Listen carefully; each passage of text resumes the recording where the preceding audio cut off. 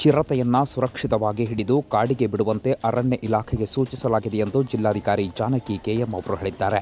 July 15 ಮಧ್ಯಾಹ್ನ 3 ಗಂಟೆ ಬಾಗಲಕೋಟೆ ಜಿಲ್ಲೆಯ ಮುಧೋಳ ತಾಲೂಕಿನ ಕಿಶೋರಿ, ಮಂಟೂರು ಹಾಗೂ ವಿವಿಧೆಡೆ ಚಿರತೆ ಕಂಡುಬಂದಿರುವ ಪ್ರದೇಶಕ್ಕೆ ಭೇಟಿ ನೀಡಿ ಅವರು ಪರಿಶೀಲನೆ ನಡೆಸಿದ್ದು, ಗ್ರಾಮಸ್ಥರಲ್ಲಿ ಧೈರ್ಯವನ್ನು ತುಂಬಿದ್ದಾರೆ.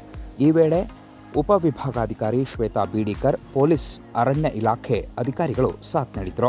ಈ ಸಂದರ್ಭದಲ್ಲಿ ಮಾತನಾಡಿರುವ ಜಿಲ್ಲಾಧಿಕಾರಿ ಜಾನಕಿ ಕೆಎಂ ಅವರು, ಕಳೆದ 3 ದಿನಗಳಲ್ಲಿ ಈ ಭಾಗದಲ್ಲಿ ಚಿರತೆ ಕಾಣಿಸಿಕೊಂಡಿದ್ದು ಜಾನುವಾರುಗಳ ಮೇಲೆ ದಾಳಿಯನ್ನ ಮಾಡ್ತಾ ಇದೆ. ಅರಣ್ಯ ಇಲಾಖೆ ಅಧಿಕಾರಿಗಳು ಹಾಗೂ ಇತರೆ ಇಲಾಖೆಗಳ ಸಹಯೋಗದಲ್ಲಿ ಚಿರತೆಯನ್ನು ಸುರಕ್ಷಿತವಾಗಿ ಸೆರೆ ಹಿಡಿದು ಕಾಡಿಗೆ ಬಿಡಲು ಸೂಚಿಸಿದ್ದೇನೆ. ಅರಣ್ಯ ಇಲಾಖೆ ಅಧಿಕಾರಿಗಳು ಕಾರ್ಯಾಚರಣೆಯನ್ನು ಆರಂಭಿಸಿದ್ದಾರೆ ಎಂದು ಅವರು ತಿಳಿಸಿದ್ದಾರೆ.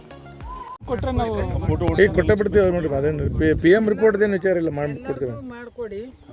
ಅವ್ರದ್ದು ಏನೈತೆ ನಿಮ್ಮ ನಾರ್ಮ್ಸ್ ಮರ ಹತ್ಕೊಂತು ತಿಂತಾವ ಮೇಡಮ್ ಅವು ಲೆಪರ್ಡ್ಸ್. ಇವ್ರು ಹೇಳಂಗಿರ್ಲಿಲ್ಲ ಮರಿ ಇರ್ಬೋದ ಅಂತ.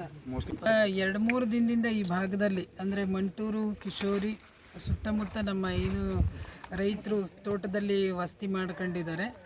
ಅಲ್ಲಿ ಒಂದು ಚಿರತೆ ರಾತ್ರಿ ದಾಳಿ ಮಾಡಿ ಹಸುಗಳನ್ನು ಮತ್ತು ನಾಯಿ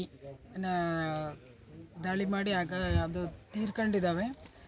ಇಲ್ಲಿ ಜನವಸತಿ ಇರೋದ್ರಿಂದ ಜನರು ಮತ್ತು ಅದು ಚಿರತೆ ದಾಳಿಯಿಂದ ಅವರು ತೊಂದರೆ ಆಗುತ್ತೆ ಅನ್ನೋ ದೃಷ್ಟಿಯಲ್ಲಿ ತುಂಬ ಆಘಾತಕಾರಿಯಾದ ವಿಷಯನೇ ಇದು. ಹಾಗಾಗಿ ಫಾರೆಸ್ಟ್ನವರು ಚಿರತೆಯನ್ನು ಹಿಡಿಯುವ ಸಲುವಾಗಿ ಅವ್ರ ಕಾರ್ಯಾಚರಣೆಯನ್ನು ಆರಂಭ ಮಾಡಿದ್ದಾರೆ. ಈಗಾಗಲೇ 2 ಕಡೆ ಬೋನ್ ಇಟ್ಟಿದ್ದಾರೆ ಮತ್ತು ಆ ಚಿರತೆ ಹೆಜ್ಜೆ ಕೂಡ ಅವರು ಪತ್ತೆ ಹಚ್ಚಿದ್ದಾರೆ.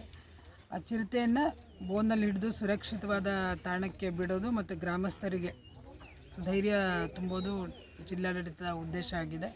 ಆ ನಿಟ್ಟಿನಲ್ಲಿ ಅರಣ್ಯ ಇಲಾಖೆ ಜೊತೆ ಇನ್ನುಳಿದ ಎಲ್ಲ ಇಲಾಖೆಯವರು ಸೇರಿ ಆ ಚಿರತೆಯನ್ನು ಸುರಕ್ಷಿತವಾಗಿ ಹಿಡಿದು ಕಾಡಿಗೆ ಬಿಡುವಂಥ ಕೆಲಸ ಆಗಬೇಕು ಅಂತ ನಾನು ಸೂಚನೆ ಕೊಟ್ಟಿದ್ದೀನಿ.